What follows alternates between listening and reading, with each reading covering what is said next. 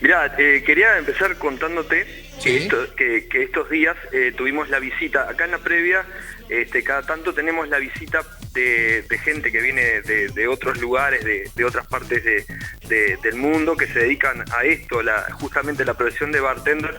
Lo que le permite a uno es viajar, es conocer gente, y está muy bueno enriquecerse de las diferentes culturas de otros lados, ¿no? Bien. El año pasado, por ejemplo, recibimos al campeón colombiano de Flair, el show de Flair, digamos malabares con botellas, después también al argentino, y este año, bueno, recibimos a un bartender que viene a hacer un poco de tierra, que Uruguay, se enamoró de una uruguaya, bueno, se mudó para acá, y entonces lo invitamos a venir a hablar del pisco.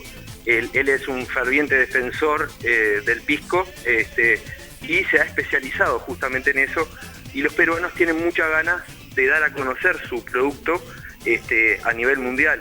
Él es uno de los tantos que está viajando por distintos lados, en este caso da la casualidad que, bueno, además lo llama otra cosa acá, y estuvimos hablando un poco del pisco y de las bebidas que son derivados, digamos, de la uva, ya que el pisco no es la única. Yo voy a hacer un pequeño repaso y un pequeño comentario anecdótico que está muy bueno. El pisco pertenece a lo que se llama la familia de los brandis. Los brandis son justamente las bebidas destiladas a partir del vino. Entre esas bebidas, bueno, uno es el coñac, tenemos la grapa, bueno, tenemos el orujo, que también son nombres muchas veces que depende de la región donde se hacen, se ponen.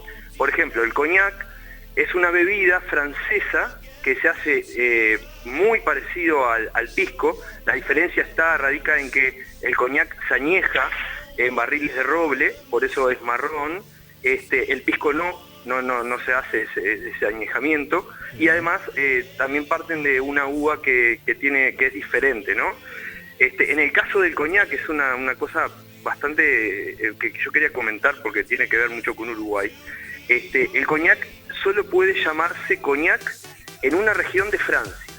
Tiene que cumplir con ciertas normas para llamarse coñac, si no, en otra parte del mundo se tiene que llamar brandy, ¿no? Pero da la casualidad que en Uruguay hay una localidad, justamente en nuestro departamento, que se llama Juanicó, donde se hace un coñac que se puede llamar solo en Uruguay, además de Francia, y la historia obedece un poco a cuando Francia quedó endeudada con Uruguay en la Segunda Guerra Mundial, donde Uruguay le daba carne y otras cosas, y la única forma que tuvo el gobierno de pagarle al Estado uruguayo fue dándole la posibilidad de hacer un coñac que se pudiera llamar además coñac, ¿no? Eso como comentario anecdótico. Bueno, pero vamos al pisco. El pisco, como decía, al igual que los otros, es un derivado de la destilación de la uva, y se hace, la historia del pisco surge porque la uva, cuando la plantan en Perú, y estoy hablando de hace más de unos 500 años más o menos, la plantan, la uva empieza a crecer muy bien, y empiezan a hacer vino. Ese vino lo empiezan a exportar a España, y empieza a haber una competencia, porque digamos los productores de vino, digamos, allegados a la corte, en ese momento reinaba Felipe II en España, los allegados a la corte empiezan a encontrar que el vino ese les hace competencia.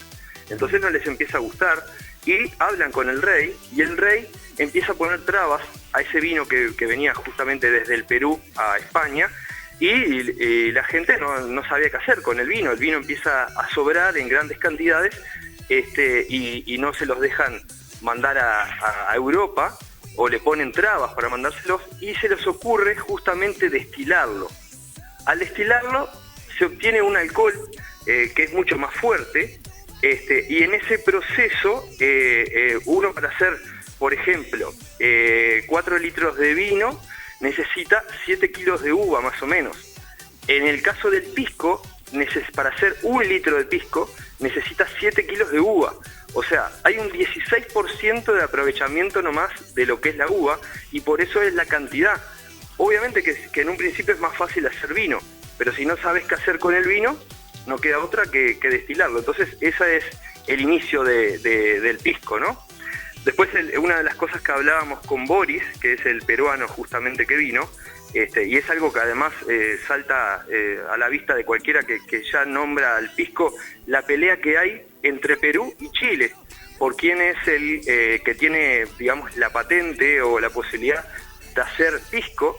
Y ahí empieza un montón de detalles que tienen, y justamente que Boris, bueno, vino un poco en defensa de ese pisco peruano, que sinceramente para mí es mucho mejor el producto peruano. Yo nunca había probado el producto peruano, lo probé por primera vez, y yo sí he probado desde hace años el pisco chileno, y la verdad que es muy bueno el pisco peruano.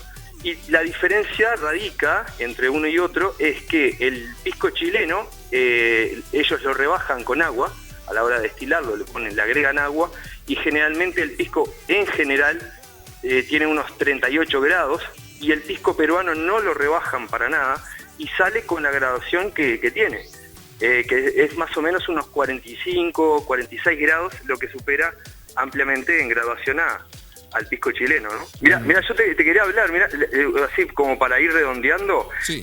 Es tan importante el pisco peruano que ellos tienen 2 festivales que se hacen justamente ahora en verano, sí. Y que llevan el nombre de los piscos, de los cócteles bandera de Perú, que se hace justamente con pisco.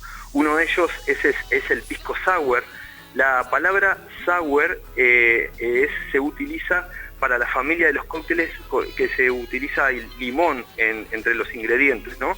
O sea, hay yo qué sé, whisky sour, hay diferentes tipos de sour, ¿no? Pero el pisco sour es el cóctel bandera de ellos, y bueno, Boris lo estuvo haciendo, lo estuvimos comparando, ya que estábamos en la clase hablando de diferentes tipos de destilados. Hicimos grappa sour, hicimos un cognac sour, para comparar el sabor, cómo cambia con el pisco.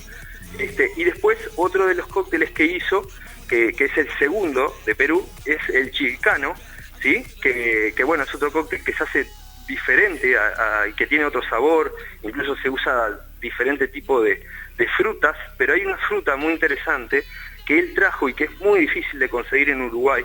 Yo tuve la posibilidad de tenerla, la tuve que plantar yo, ¿no? Porque no es algo que uno compra por ahí, que se llama uchuva.